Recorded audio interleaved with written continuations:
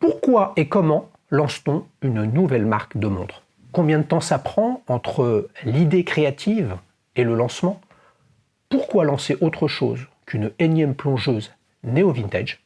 On a la réponse avec Hassan à côté de moi. Il a tout plaqué pour lancer sa propre marque de montre.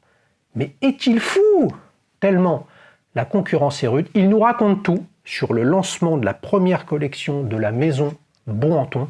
Toi, tu sais quand, et moi aussi, les amis, aujourd'hui même. Restez avec nous pour ce nouveau Start-Upper.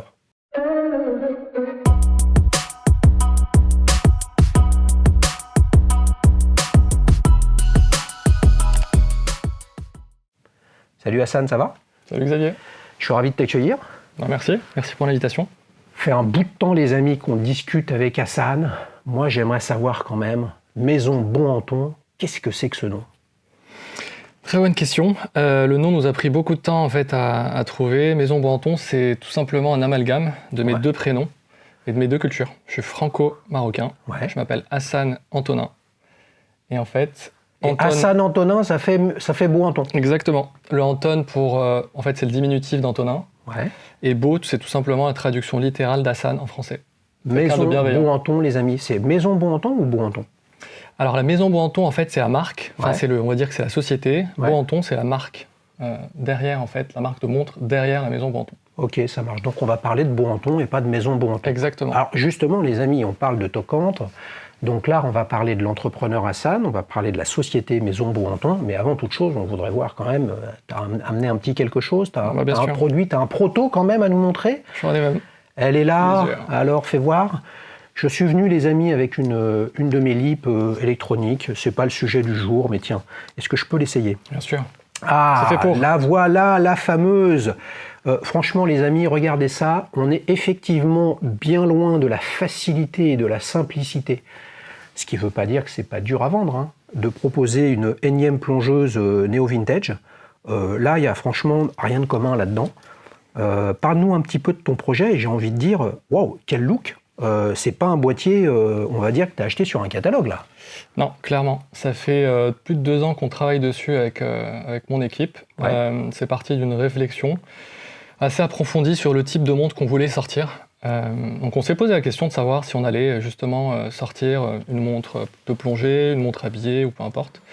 Et en fait, il y a toute une réflexion qui a été faite autour du design qu'on voulait proposer et autour de ce qu'on pouvait en fait trouver sur le marché actuellement en termes de propositions créatives. Bah, c'est clair que sur le marché, si je devais un petit peu en parler comme ça en termes de première impression, boîtier coussin, on va dire, tu as une lunette qui est fixe, c'est plutôt une dress watch. T'es pas un petit peu foufou quand même? On n'est pas dans le monde du néo-vintage et de la réinterprétation, les amis. Vous savez, comme dans Top Chef, hein, on va réinterpréter le bœuf bourguignon. Waouh, fantastique. Là, on a quelque chose de très créatif. Tu parles de nous. J'ai vu, il y a un Michael, il y a un qui d'autre dans ton équipe? Alors William, c'est le tout premier qui a rejoint l'équipe. Michael et William, c'est ça. Ils n'ont pas de nom de famille, les amis. Ils veulent rester cachés. Peut-être qu'on en saura plus. Oui, bien sûr. William Rigoulet, c'est un designer de talent que je suis allé dénicher, que je ne connaissais pas à la base quand j'ai créé le projet. Et en fait, William a travaillé pendant plus de 10 ans à Cartier, chez Cartier, où il était responsable du studio création, horlogerie de Cartier, ici, pas très loin à Paris. Et il t'a refourgué les chiffres romains. Et il m'a pas refourgué les chiffres romains, il n'en voulait pas de ces chiffres romains. Ah, il n'en peut plus. Il n'en voulait plus de ces chiffres romains. Il n'en peut plus, c'est William, lui? C'est William. C'est William. William, t'es dans la même équipe que moi sur les chiffres romains, mais un jour ou l'autre, il faut quand même s'interroger. Tout ça, c'est une affaire d'équilibre. Et je trouve que les chiffres romains, souvent, ça déséquilibre le cadran, mais pas là. C'est complexe. C'est complexe à designer, c'est complexe à travailler, effectivement. Bon, en tout cas, chiffres romains, le mec, il prend chez Cartier. Donc, et l'autre, alors, lui, il vient d'où? Michael Bourgeois, il est basé à Morteau, forcément. Il bosse pour des grosses marques que je ne citerai pas. Mais voilà. Mais il fait quoi? C'est un mastodonte. C'est un horloger, c'est un technicien, c'est un prototypiste. En fait, il crée des montres pour les plus grandes marques, surtout les marques suisses. Donc, tu as fait appel à eux et tu as réparti... parce que toi, tu n'es pas designer, toi. Pas du tout. Qu'est-ce que tu faisais avant? Moi, je viens d'un tout autre univers. En fait, j'ai travaillé aux Nations Unies, j'ai travaillé à la francophonie, j'ai travaillé dans l'aide au développement pendant plus de 12 ans. Il y a du boulot, les amis, là, aux Nations Unies, quand même. Hein. Donc, tu as décidé d'arrêter tout ça il y a combien de temps? J'ai décidé d'arrêter ça il y a 2 ans. Je me suis préparé pendant 5 ans pour créer ce projet. C'est pas juste sorti, c'est pas une lubie en fait que j'ai créée pendant le confinement. Pendant 5 ans, en fait, j'ai réfléchi à la typologie de projet, à la typologie de produits que je voulais créer et proposer. Mais pourquoi tu voulais créer une marque? On va dire une marque. Pourquoi tu voulais créer une montre? Ouais, c'est une très bonne question. C'est un projet que j'avais en tête depuis très longtemps. Alors moi, je suis un passionné de montres, comme toi, j'imagine. Bah oui, on a tous nos petits problèmes. Mais alors lui, il a un autre problème, c'est que lui, il s'est dit, il faut que j'y aille. Waouh, la concurrence, c'est quand même un truc de folie. Donc on ne peut pas vraiment dire qu'entre le moment où tu as eu l'idée et le lancement, il y a eu 5 ans, parce que quand tu t'es dit, il faut que j'y réfléchisse, la montre n'avait pas ce visage, ou elle était déjà un petit peu comme ça? Non, la montre n'avait pas de visage, j'avais 2 amours, l'horlogerie, donc créer ma propre marque, et l'entrepreneuriat. J'avais très envie de lancer ma boîte. Je ne savais pas trop où, et en fait, le fait de mélanger ces 2 choses-là, ces 2 univers-là, en fait, ça a été une évidence en fait, pendant le confinement. Ouais, et il s'est dit, je vais prendre l'autoroute, ça va être tranquille, hein. Je vais me mettre en overdrive, et il s'est rendu compte en fait qu'il prenait les Alpes, hein. Ça monte, ça descend, ça pique. Je m'en suis rendu compte. C'est difficile avec toutes ces années. Est-ce que tu te souviens, est-ce que tu avais, avant de faire travailler William et Michael, est-ce que tu avais déjà une orientation? Parce que j'imagine que si tu bosses avec eux, après tu nous diras quelle relation tu as avec eux. Ils sont associés, ils sont partenaires, ils sont fournisseurs, un mix de tout ça. Qu'est-ce qu'il y avait dans le brief, tu vois, le cahier des charges que tu leur as donné? Tu leur as pas juste dit, les gars, je veux tout sauf une néo-vintage poète tralala avec du lume qui pète, qui claque et qui ressemble à rien d'autre. Je vais être transparent avec toi. Au départ, mon brief ne ressemblait à rien. D'ailleurs, je ne savais même pas ce que c'était qu'un brief, parce que je venais pas de ce monde-là. Et ce brief-là, moi, je l'ai travaillé avec William. J'ai bossé avec William. Ah, c'est bon ça. Voilà. Donc, première étape, travailler avec quelqu'un qui t'a titillé, qui t'a creusé pour essayer de comprendre, pas forcément ce que tu voulais visuellement, mais quel était le fil conducteur de ton projet? En fait, l'idée, c'est que quand j'ai rencontré William, c'était encore assez flou. Encore assez flou. Et en fait, William a été très clair au départ. Il m'a dit, on bosse ensemble à 2 conditions. C'est d'une part qu'on travaille ensemble, qu'on puisse créer en fait une marque avec un fil rouge, que ce soit au niveau du design du produit, mais aussi au niveau du territoire visuel de la marque, ce qu'elle raconte. Et le deuxième point, c'était, il voulait retrouver en fait, entre guillemets, la manière de travailler qu'il avait chez Cartier. Donc il m'a dit, moi j'ai besoin d'un ingé autour de la table pour travailler sur ce produit.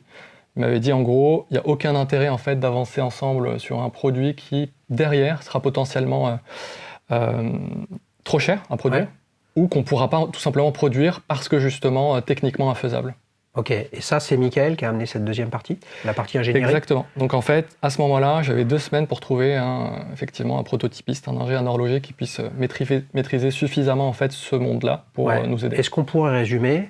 Donc William, c'est plutôt la partie créative, artistique, design, et Michael, c'est plutôt celui qui va transposer ça en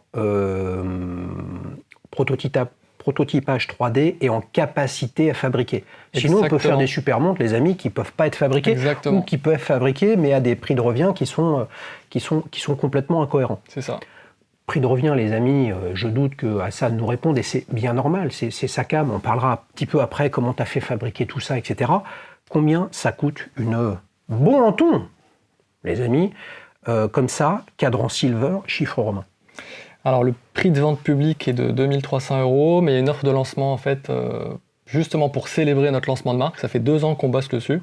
On a envie de pouvoir proposer un tarif préférentiel en fait aux passionnés qu'on cible initialement pour cette montre. Et donc le tarif est de 1920 €. 1920 €. Ok. Et ça, c'est j'imagine précommande. Exactement.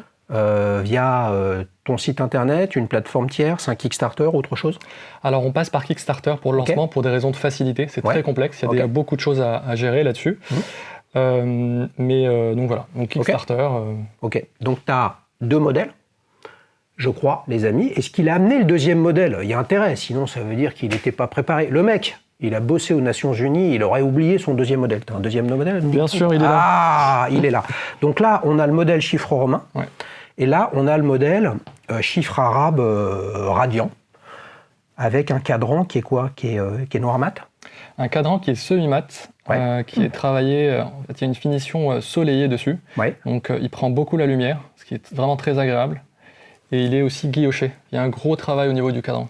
Ouais, le guillochage que tu as aussi là-dessus. Exactement, c'est un peu le fil rouge en fait, au niveau du design des deux cadrans. C'est très géométrique, on a un carré dans un soleil avec des stries, il y a un message là derrière, il y a une symbolique visuelle, c'est juste que tu es un amateur de géométrie, c'est quoi? Non, en fait c'est ce que je racontais tout à l'heure quand je disais que William voulait absolument qu'il n'y ait pas juste un produit, mais qu'il y ait vraiment une réflexion derrière, en termes de ce qu'on souhaite proposer en fait. En fait, on a ce modèle-là, il est inspiré des années 20, donc de la période des arts déco. Et en fait, c'est tout simplement cette référence-là qu'on voulait apporter au niveau du design, alors du boîtier. Alors, j'espère en tout cas que ça se ressent au niveau du travail du boîtier, mais aussi au niveau du cadran. Et qu'on ne s'arrête pas simplement au boîtier, qu'on puisse aussi proposer un parti pris créatif qui rappelle justement ces années-là, ces années 20. Ah bah, c'est vrai que là, tu as un parti pris... esthétique extrêmement fort. La simplicité, c'est la montre ronde. Carré, rectangulaire, c'est presque le truc le plus complexe, on va dire. Enfin, le plus complexe, plus difficile à proposer sur le marché, parce que c'est assez clivant. Là, tu es sur une sorte de galet, tu es sur un coussin. Les amis, ça me parle, moi, pas parce que j'ai envie de lui faire plaisir, parce que vous savez que j'ai une Glashütte originale Senator 60s Square chronographe avec un boîtier qui ressemble à ça, mais qui s'arrête là, parce que là, toi, tu as des anses intéressantes, dis-moi si je me trompe, qui donnent le sentiment de ne pas avoir été taillé dans la masse avec le boîtier, mais plutôt soudé, comme à l'époque. On sent le connaisseur, c'est exactement ça. Ouais. En fait, techniquement parlant, ce que j'ai pas dit, c'est que j'ai eu beaucoup de mal à trouver en fait un fabricant capable techniquement de produire ça. Ça m'a pris une bonne année avant de trouver en fait une usine, un fournisseur. C'était pas le boulot de Michael, ça?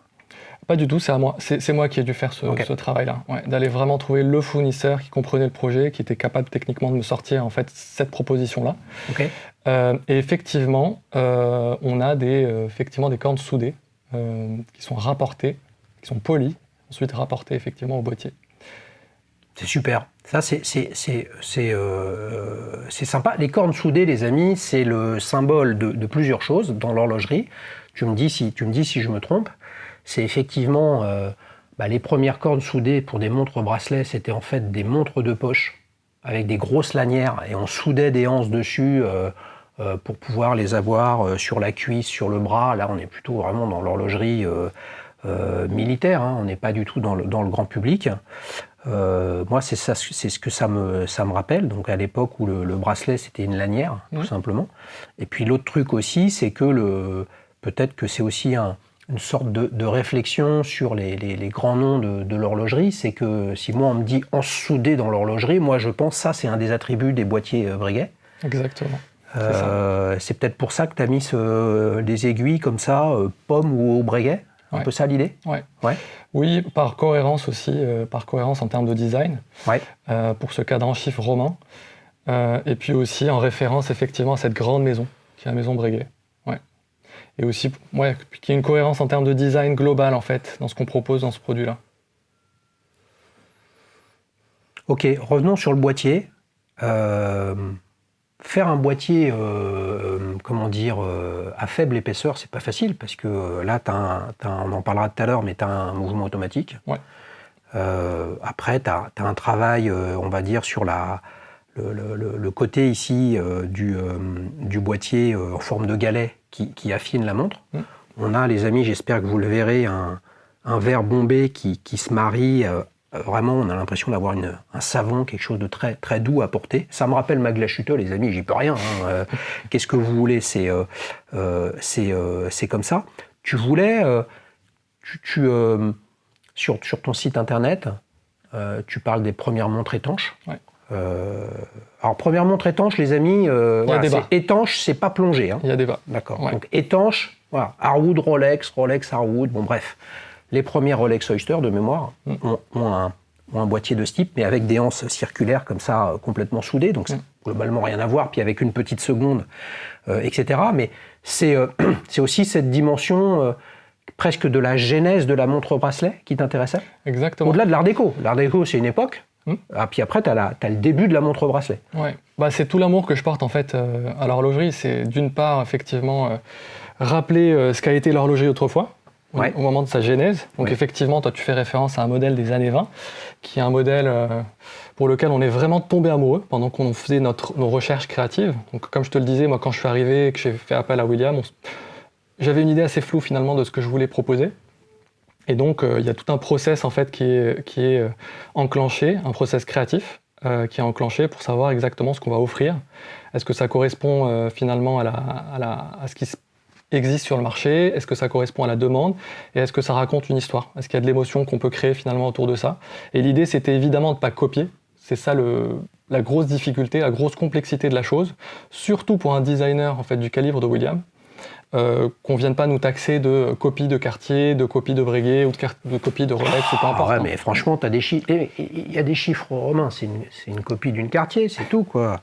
Il y a des aiguilles pommes, c'est une copie de Breguet, c'est tout. Voilà. Non, mais ça n'a aucun intérêt, les amis. Ce qui compte, c'est ce que tu as dans le sac.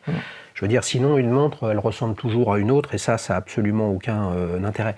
Moi, ce que j'aimerais comprendre, c'est est-ce qu'on pourrait imaginer que cette Buranton, en fait, elle soit rectangulaire avec un verre facetté. Et là, on est dans le look art déco des années 30. Il y a des Patek Gondolo qui ont été faites comme ça. Il y a des Alfred Dunhill qui sont superbes. Ce que je veux dire, c'est que tu aurais pu arriver à ça aussi. Yes. Donc, qu'est-ce qui fait, d'après toi, que tu es arrivé à ça? C'est-à-dire que toi, tu donnes des impulsions et puis tu as William qui vient avec des idées et tu lui dis ça oui, ça non, ça truc. J'imagine que c'est itératif. Exactement. Mais c'est votre délire à tous les trois. Il y a pas de... Est-ce qu'il y a eu des influences extérieures? Tu vois, c'est un choix que tu as fait très différent de je pousse des prototypes auprès d'une communauté qui m'amène du feedback. Exactement. Et toi, tu tranches ou tu décides avec des votes. Là, toi, ça, c'est le jus de cervelle de toi et de tes deux associés, quoi. C'est ça. Et c'est un parti pris créatif. Moi, je considère qu'on a pris un risque en proposant un produit qui ne ressemble pas à ce qu'on peut voir sur le marché actuellement. En termes de design de boîtier, en termes de design de cadran. Mais c'est vraiment proposer un produit qui nous plaît, qu'on a envie de porter, produit qu'on aime, quoi. Ouais. En tout cas, on est tombé amoureux de cette carrure-là, de ce design-là. Et c'était ça ou rien, quoi. C'était une évidence. Ok. Au moment du dessin. Ouais. Ok. Donc là, on a un boîtier qui fait quoi? Qui fait 11 mm? 11 mm, exactement. 11 mm d'épaisseur avec un mouvement automatique. Bravo. Ça passe nickel chrome, les amis, sous le poignet. Fond de boîte ouvert. Yes.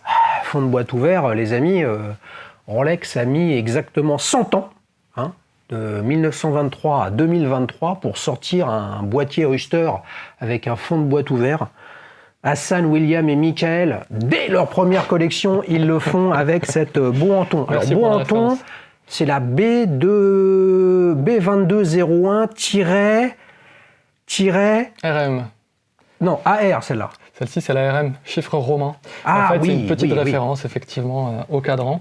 Le B2201, effectivement, c'est la référence ellipse B2201 RM, pour celle au chiffre romain. B2201, parce que c'est un peu la date clé, la date à laquelle on a commencé à dessiner. Donc, janvier 2022. Exactement. On a la réponse, les amis. Purée, ça m'a pris combien de temps? Au moins un quart d'heure pour qu'ils répondent à la première question. C'est ça. Entre l'idée et le lancement, il y a 20 mois. 20 mois, plus toute la phase, finalement, avant janvier 2022, où il a fallu effectivement réfléchir à ce qu'on voulait sortir. Ouais. Non, mais donc c'est long. Cette Buranton, celle-ci, en cadran silver, chiffre arabe, ou alors celle-là, en cadran noir, chiffre arabe. Exactement. Elle existe aussi en bleu. Elle existe aussi en bleu, ouais. Et celle-là, elle existe aussi en noir. Elle existe aussi en bleu et en noir. Alors voilà, c'est un peu la surprise. Ah, il y a du choix, les amis. C'est un peu la surprise. Non, mais on verra tout ça sur Kickstarter. Exactement. Tout ça sur Kickstarter, les amis. T'en as fait fabriquer combien? Ce que moi j'appelle un proto, mais finalement c'est un proto qui est finalisé, qui correspond finalement au produit final. J'en ai fait fabriquer une dizaine. Ok. Donc ça c'est les protos. Donc en fait la seule différence, vous le verrez sûrement sur les images, c'est qu'on a la masse oscillante du calibre, on va y revenir. Hein, c'est un Lajoux Perret G100, c'est ça? Exactement. La masse oscillante n'est pas gravée Bohanton. C'est le cas sur des modèles en précommande. Ouais, voilà. C'est en cours. Ouais, c'est ça. Et le bracelet ne correspond pas à celui que tu fourniras. Alors l'apparence correspond, ce sera un bracelet effectivement noir, lisse, avec des coutures, donc ton sur ton. Ton sur ton, très bien. Exactement. Et donc classique. Classique, discrétion. Discrétion, parce que justement le boîtier et le cadran sont déjà suffisamment différenciants pour pas aller apporter encore plus justement de différenciation au niveau du boîtier. Les amis, vous savez que je suis un gros malade mental de la maroquinerie, donc là il n'est pas tombé sur le bon candidat, le pauvre Hassan. Moi honnêtement là-dessus, un bracelet rembordé, c'est-à-dire sans couture, là, ultra classique avec un cuir exotique, avec du galucha ou quelque chose comme ça. C'est vraiment sympa. Et pourquoi je vous dis ça aussi? Parce que, je l'ai tout de suite vu, c'est pas un truc qui se voit tout de suite, etc. Enfin une marque. Il commence certains, mais enfin une marque qui met de l'énergie et des thunes dans la boucle. Parce que là, on a clairement une boucle qui répond à tes anses. Anse soudée avec des vis. Et là, on a la même logique. On a presque la même forme ici arrondie que la carrure du boîtier. Vrai boulot. Tu voulais absolument avoir une belle boucle? Ou tu t'es dit, ce serait dommage d'avoir une boucle à 3 francs 6 sous, les amis, on va pas se mettre mal à l'aise, hein, mais une boucle du marché avec un... C'est une très bonne question. Bohanton, ça coûte pas cher, quoi. Ouais, c'est une bonne question. Non, en fait, le truc, c'est que c'est itératif. On commence à travailler sur une carrure, on y passe énormément de temps. Ensuite, on se dit, c'est dommage de ne pas travailler sa lunette. Donc, on commence à travailler sur la lunette, on y passe 2-3 mois. Ensuite, on passe à la couronne. On se dit, c'est dommage de faire une couronne toute simple. Et ensuite, on arrive finalement au cadran, on travaille, les aiguilles. On arrive à la boucle, c'est un peu finalement la dernière step, la dernière étape. Avant les bracelets, c'est le même process. On s'est dit, est-ce qu'on va proposer finalement une boucle simple, classique, ce qui aurait pu aller, ou est-ce qu'on va aussi travailler sur un design un peu différenciant, quoi. Est-ce qu'on est d'accord, les amis, je pense que vous serez d'accord avec moi, une boucle simple, classique, ça consiste à acheter une boucle sur catalogue. Ouais. Et puis tu fais frapper ton logo dessus. Ok. Tu as fait un choix aussi de finition. Qui, je trouve, moi, se marie très bien avec cette logique de Dresswatch, même si y a une approche stylistique des premières montres étanches. Voilà, étanche, Mercedes Glaze, elle a traversé la Manche avec sa Rolex Oyster. Premier ambassadeur Rolex, c'était une femme, les amis, pensez-y. T'as fait un choix d'avoir une finition intégralement polymiroir. Alors, c'est pas un choix. C'est une contrainte technique, pour être tout à fait transparent avec toi. On voulait proposer 2 types de boîtiers. Un boîtier polymiroir comme celui-ci et un boîtier brossé. Pour proposer un autre type finalement de rendu. Et finalement, techniquement parlant, c'est impossible à faire. En fait, la montre est tellement galbée, elle est travaillée un peu effectivement, comme tu disais tout à l'heure, comme un savon. Elle est douce. Elle est très très douce quand on la touche, quand on la prend entre les mains. Et en fait, c'est techniquement pas faisable. D'où finalement aussi ces fameuses cornes soudées. Il y a tout un tas de choix finalement techniques qu'on a dû faire en fonction finalement pour pouvoir arriver à ça et pour pouvoir finalement respecter le design initial qu'on voulait apporter. Bah oui, parce que là, si tu avais je découvre des trucs que j'ai pas vus avec les vidéos que je vous ai faites. Il y a un petit biseau sur chacune des anses, très très sympa. Ça explique pourquoi ma glachuteux est également intégralement en polymiroir. Et c'est vrai que si tu n'avais pas des anses soudées, mais taillées dans la masse au moment du taillage du boîtier, tu aurais de fait ici des cornes arrondies. Alors que là, elles sont droites avec un biseau. Et ce biseau, il est vraiment sympa parce que ça amène... c'est toute une affaire de subtilité, tout ça. La beauté, les amis, du détail. Ça amène quelque chose de très... vertical. Par rapport à... une ligne droite par rapport à quelque chose de très arrondi. Ok, tu as parlé de la lunette un petit peu et de la couronne qui se font écho. Yes. Comment est venue l'idée de cette lunette? Ok, on va pas se mentir les amis, sur la Rolex Oyster de l'époque, elle est comme ça cette lunette. Mais si on veut vraiment le taquiner, on pourrait lui dire « Ouais, mais on a l'impression que tu as mis une lunette d'un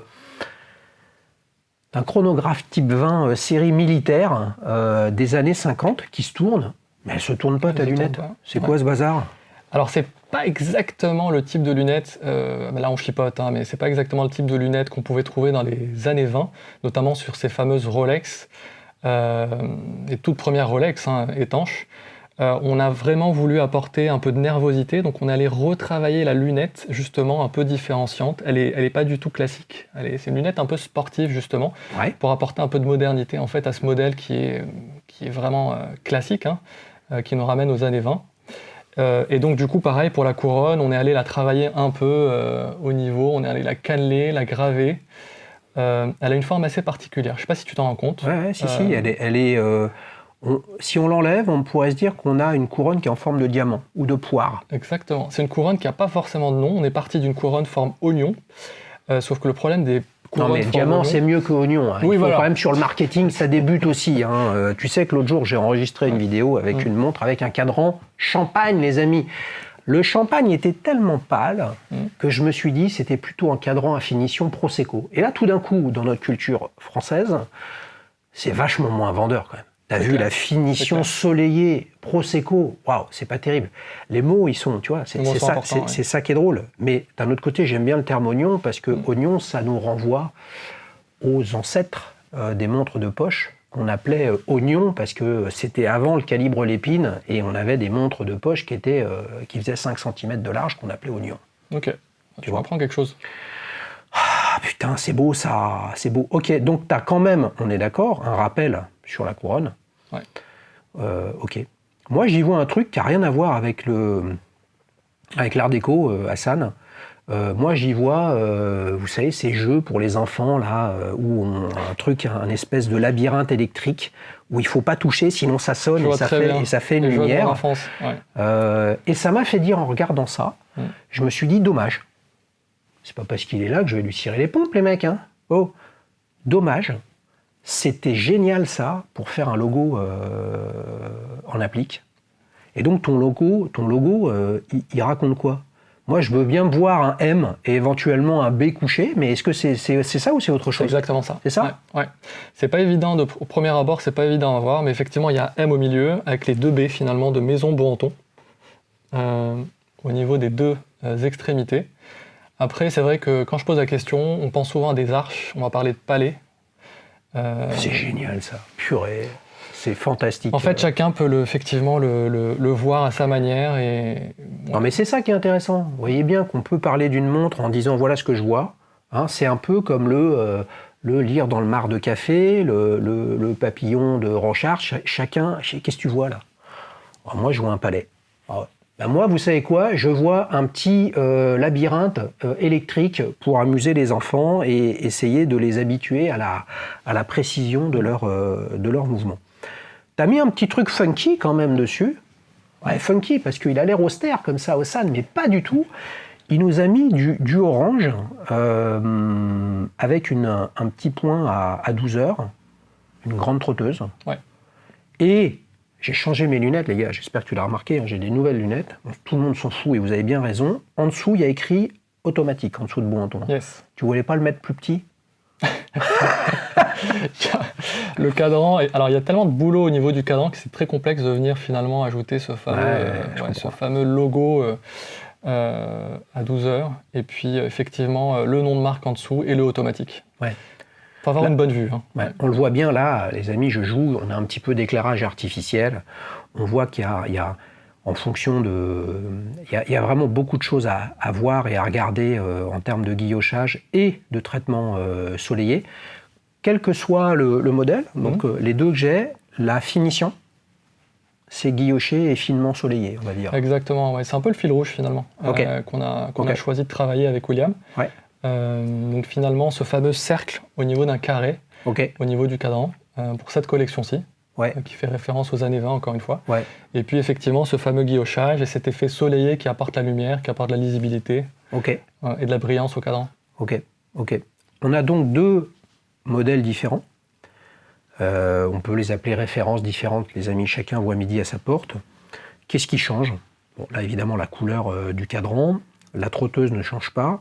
On a les index et les index, ok, vous les regarderez, vous verrez ce que vous préférez ou non, les amis, chacun voit midi à sa porte là-dessus. Il y a quelque chose qui est très très différent, qui change quand même le style de la montre, c'est les aiguilles. Là, on a des aiguilles bâtons, on va dire assez simples, et manifestement avec un traitement luminescent, alors que de l'autre côté, on n'a rien. Pourquoi tu as fait ces 2 choix très différents? Pour amener du choix à tes futurs clients?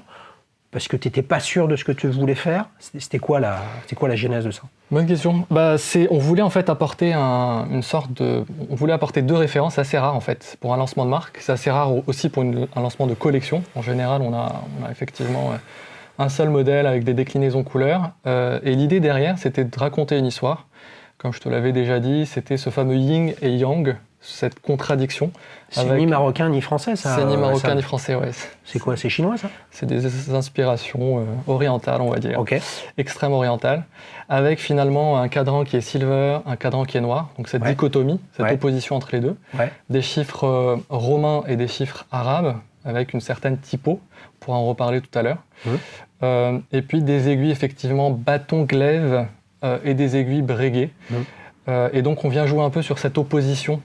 C'est la même collection, c'est le même modèle, mais finalement on n'a pas l'impression d'avoir la même référence entre les doigts, y compris d'ailleurs au niveau de l'ouverture du cadran. On a l'impression qu'il y a effectivement une ouverture différente en fonction des cadrans et de la manière dont on les a travaillés. Parlons de la typo, sujet passionnant et éminemment complexe, et pour moi très similaire en fait au questionnement qu'il faut avoir sur la boucle. La boucle, on peut dire, c'est secondaire. C'est vrai que c'est secondaire par rapport à la montre. Les index, c'est le truc prioritaire. Alors, la plongeuse néo-vintage, les amis, avec les index plots, Là, tu as des chiffres arabes. Alors, il y a un choix, radian ou pas radian. Ça, on va mettre de côté. Moi, perso, j'aime pas bien radian. Mais par contre, on voit que ta typo, c'est pas est-ce que je prends Times New Roman ou Arial? Voilà. Est-ce que je prends Baskerville ou alors Verdana? Bon, bref. Comment tu as bossé sur cette typo? Est-ce que c'est une typo du marché ou c'est quelque chose que Willy et Mickey, William, on se connaît pas William, excuse-moi, a dessiné? Ouais, c'est un très vaste sujet dans la mesure où ça nous a pris énormément de temps. En fait, c'était dans la réflexion globale au moment de la création de la marque. L'idée, c'était pas juste de créer un nom de marque et puis de venir imposer. L'idée, c'était de créer une marque avec un vrai univers derrière. Donc, je sais pas si tu t'es rendu compte un peu finalement de la typo qu'on a utilisée pour le nom de marque, Maison Banton. Non. C'est une typo qui fait justement référence aux années 20, à ces fameuses années 20, les 30, à cette période-là. Et cette typo finalement qu'on a utilisée justement pour les chiffres arabes sur le cadran fait référence aussi à ces années-là. Elle est, oui, je suis assez d'accord. Maintenant que tu le dis, avec une césure. Exactement. Mais ça veut dire que c'est une typo du marché. C'est une typo du marché. Non mais attends, typo du marché, c'est pas grave, les amis. Des typos du marché, il y en a des dizaines de milliers, si ce n'est plus. C'est un truc de malade. C'est un métier. Exactement. Pour fabriquer des typos, faut pas se leurrer, les amis. Ce qu'il y a à saluer dans cette démarche, c'est le choix d'aller sur quelque chose d'autre que l'ultra conventionnel. Les plots, les bâtons. Les index Breguet, etc. Alors que vous regardez les index Breguet, vous prenez les index dits Breguet, vous en avez de 50 sortes différentes, même chez Breguet à l'époque. Donc la question, c'est que là, une nouvelle fois, toi et tes associés, vous avez rajouté du jus de cervelle là-dessus.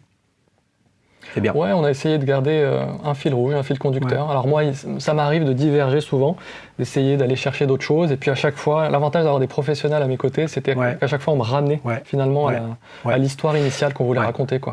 Alors vous le savez, les amis, moi, ce que je pense, c'est que c'est toujours le client qui a raison. Le client est roi, dans tous les domaines. Les marques dans l'horlogerie, je pense, n'y ont pas encore pris conscience. Hassan, lui, il en prend conscience, c'est pour ça qu'il est là. Le client est roi, donc moi, mon point de vue n'a pas beaucoup d'importance. Le tien, il est essentiel parce que c'est toi qui l'as créé cette montre. Mais quand je les regarde les deux, c'est assez paradoxal, parce que vous le savez que je ne suis pas un grand fan des chiffres romains. Et puis de l'autre côté, celle qui serait un petit peu plus, pas moderne, mais un petit peu plus dans l'air du temps, moins ancrée dans une approche stylistique des années 20, je trouve que là, les aiguilles bâtons sont presque trop simples. Voilà, bâton, droit, presque trop simple par rapport au reste de la montre. Et puis, tu as mis un traitement dessus. Il est quelle couleur? Vert ou bleu? Il est bleu. Il est bleu. Ouais. Ok, je sais pas. J'imagine que tu as sondé un petit peu des gens qui te suivent, etc. Je ne serais pas étonné, en plus, les amis, qu'il ait déjà fait quelques petites opérations commerciales avant. C'est normal. Les gens qui te suivent, elles sont numérotées, ces montres? Elles sont gravées, numérotées. Ouais. Gravées, numérotées. On peut choisir son numéro? On peut choisir son numéro. C'est beau, moi je prends toujours un nombre premier. Hein. Si j'en achète une, ce sera un nombre premier. Voilà, c'est chacun sa petite maniaquerie. Qu'est-ce qui... Quand tu les montes comme ça, tu vois, moi, paradoxalement, moi je préfère celle-là. Je suis d'accord avec toi. C'est la toute première. C'est celle-là l'inspiration initiale. Ouais, mais est-ce que c'est... Ouais, donc c'est ça qui plaît plus? Ou c'est toi, elle te plaît plus à toi? Elle me plaît plus à moi, mais finalement, quand je regarde, quand j'ai des retours, des feedbacks finalement de mes clients et des passionnés que je cible, finalement, ça va dépendre vraiment des goûts et des couleurs. Donc, il y a des gens qui vont adorer le cadran chiffre romain, et puis il va y avoir des gens pour qui c'est rédhibitoire et qui vont plutôt se porter sur les chiffres arabes. Donc, ça va vraiment dépendre de chacun. Et c'est ça qui est intéressant, et c'est ça que je kiffe vraiment beaucoup. Alors, Hassan, t'as pas été clair sur un point. Ouais. D'accord. Donc il y a dans le modèle B2201 AR, celle-là. RM. Chiffre romain. Chiffre romain, je vais y arriver. Il y a le cadran Silver. Vous avez compris qu'il n'était ni champagne ni prosecco. Silver. Yes. Et tu as un cadran de quelle couleur? On a un cadran bleu. Bien. Très difficile à travailler. Ouais. Extrêmement difficile à travailler. Mais il est en précommande celui-là ou pas? Il est en précommande. Eh bien voilà, et pour précommander, il faut aller sur Kickstarter. Par contre, vous n'y allez pas maintenant les amis, parce que là on est en train de discuter avec Hassan, qui vous livre tout ce qu'il a dans le cœur, tout ce qu'il a dans le ventre, lui et ses associés, pour vous présenter cette nouvelle marque. Donc Silver bleu. Exactement. Et en version B, je vais y arriver, 2201 AR, voilà, chiffre arabe. Là, on a un cadran noir. Semi-mat, exactement. Semi-mat. Et un cadran soleil bleu, exactement. Ouais. Ok. Sur celle-ci, c'est un semi-mat aussi. C'est un semi-mat, exactement. Ok. Ouais. Donc, il y a 4 références. 4 références, oui. Et ben voilà. C'est pas compliqué à comprendre. Ces 4 références sont toutes équipées du mouvement La Joux-Perret, Swiss Made. C'est ça. 68 heures de réserve de marche. Ouais, alors le choix du mouvement, pareil, très complexe. Pourquoi c'est si complexe? Parce qu'il y a du choix. C'est quand même qu'un 3 aiguilles date, quoi. C'est pas faux. Il a les mêmes codes qu'un ETA 28-24. Ouais, exactement. Et ben alors? C'est pas si simple que ça. L'idée, c'était de jouer encore une fois sur l'humain. Moi, j'aime bien rencontrer finalement les usines qui produisent, essayer de comprendre finalement ce qu'elles veulent proposer comme mouvement. Donc moi, je les ai rencontrés, ces fameux fabricants de mouvements suisses. Et en fait, mon cœur a tout simplement penché du côté de La Joux-Perret. J'ai pris le temps de rencontrer le patron de La Joux-Perret qui a fait le déplacement à Paris. On a échangé, on a beaucoup échangé. Et en fait, il m'a convaincu. Et donc, les spécifications techniques de ce mouvement-là sont juste incroyables, quoi. On est notamment la réserve de marche. 68 heures. 68 heures. Ouais, c'est assez dingue. Ouais. Dis-moi si je me trompe. ETA 28-24, Soprod Newton, on va dire. Celita SW200. T'es quoi? T'es entre 38 ou 42 heures de réserve de marche? 38 et 42, ouais, c'est ça. Les amis, si vous avez regardé la chaîne, et si vous n'avez pas regardé la chaîne, c'est une honte.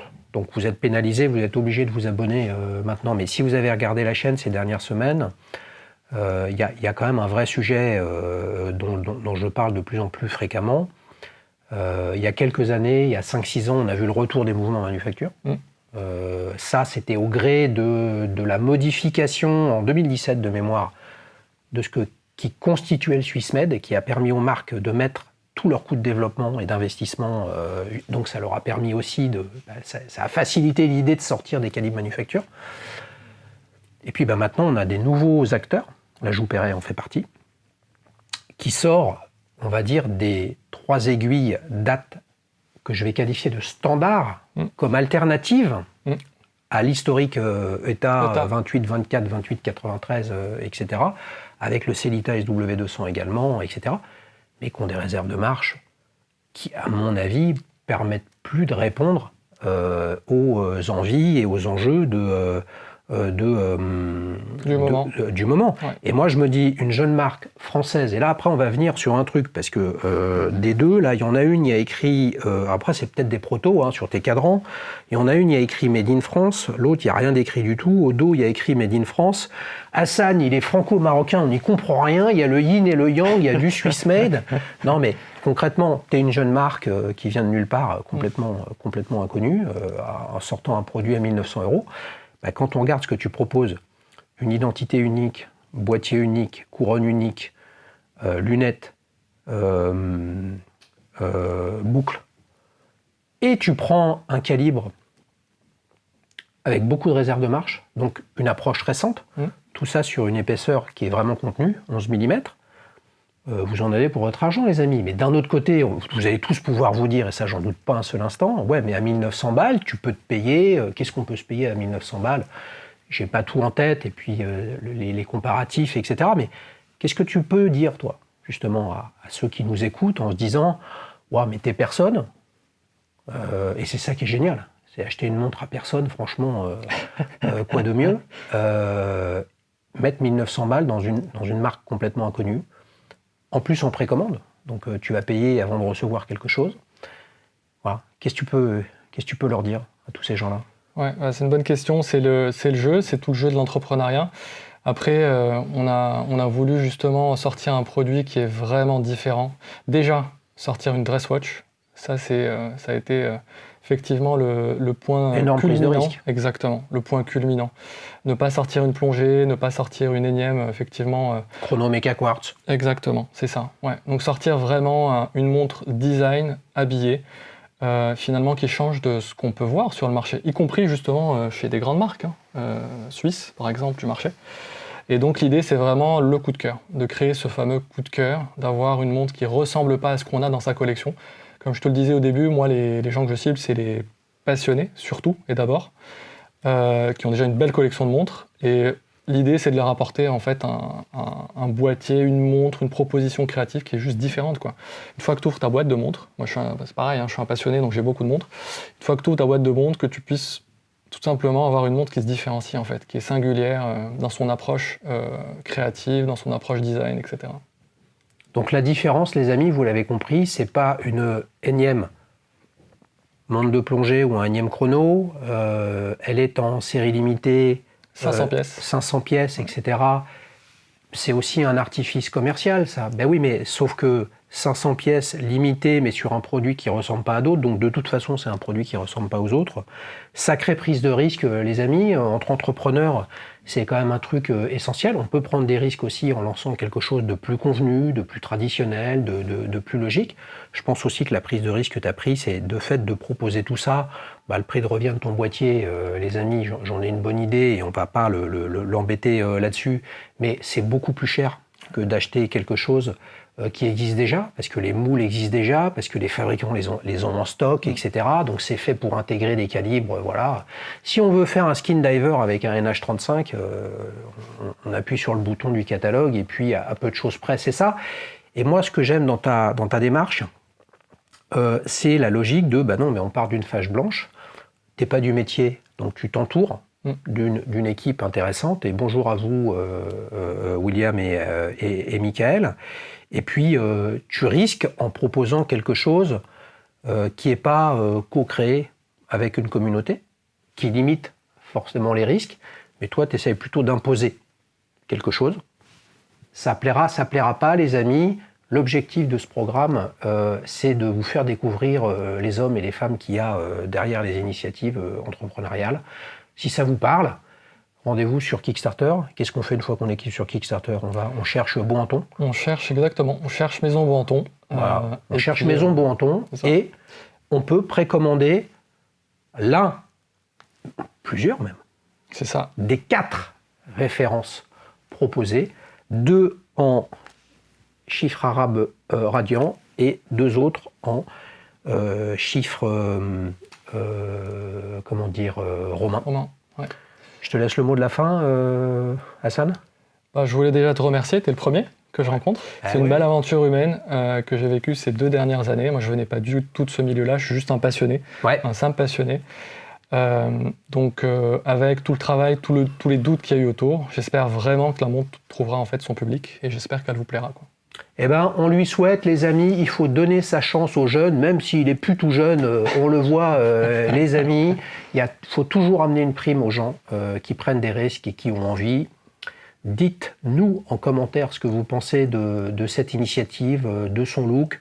Honnêtement, vous pouvez venir sur tout ce que vous voulez, dont ça ressemble à ci, ça ressemble à ça, etc.